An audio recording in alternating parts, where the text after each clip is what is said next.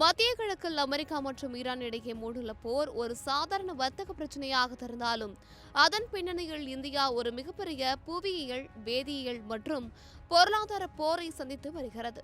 ஒரு சாமானிய மனிதனுக்கு கச்சா எண்ணெய் என்பது வெறும் ஒரு எரிபொருள் மட்டுமே. ஆனால் அதனை சுத்திகரிக்கும் நிறுவனங்களுக்குள்ளே ஒரு மிகப்பெரிய அறிவியலை ஒளிந்துள்ளது. தற்பொழுது நிலவும் போர் சூழலால் மத்திய கிழக்கு நாடுகளை தவிர்த்துவிட்டு மற்ற நாடுகளிடமிருந்து எண்ணெய் வாங்க இந்தியா எடுக்கும் முயற்சிகளில் உள்ள நடைமுறை சிக்கல்களை பற்றி இப்போது விரிவாக பார்க்கலாம். முதலாவதாக, புவியியல் ரீதியான சிக்கல். இந்தியாவின் எண்ணெய் தேவையில் பெரும்பகுதி வளைகுடா நாடுகளிலிருந்தே பூர்த்தி செய்யப்படுகிறது.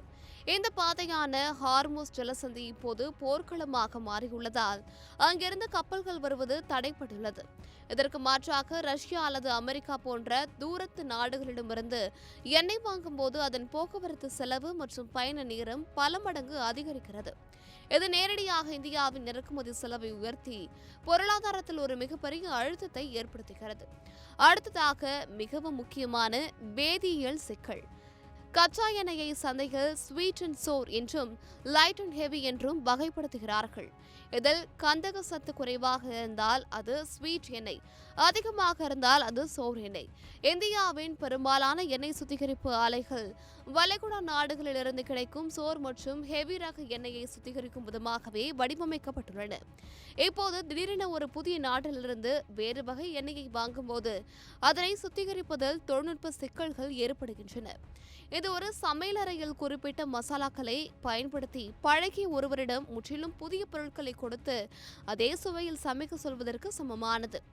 இறுதியாக, பொருளாதார ரீதியாக பார்க்கும்போது மற்ற நாடுகளிடமிருந்து தள்ளுபடி விலையில் எண்ணெய் கிடைத்தால் கூட அதனை சுத்திகரித்து எரிபொருளாக மாற்றும் செலவு இந்திய நிறுவனங்களுக்கு பெரும் சவாலாக உள்ளது. ஒரே ஒரு நாட்டின் மீதான நம்பிக்கையை குறைத்து மற்ற நாடுகளுடன் வர்த்தகத்தை விரிவுபடுத்துவது இந்தியாவுக்கு அவசியமான ஒன்றாக இருந்தாலும் வேதியியல் மற்றும் புவியியல் காரணிகள் அதனை ஒரு மிக சிக்கலான வேலையாக மாற்றியுள்ளன. உலகளாவிய இந்த போர் அரசியல் இந்தியாவிற்கு ஒரு மிகப்பெரிய எரிசக்தி பாடத்தை புகட்டியுள்ளது என்பதே தற்போதைய நிதர்சனம்.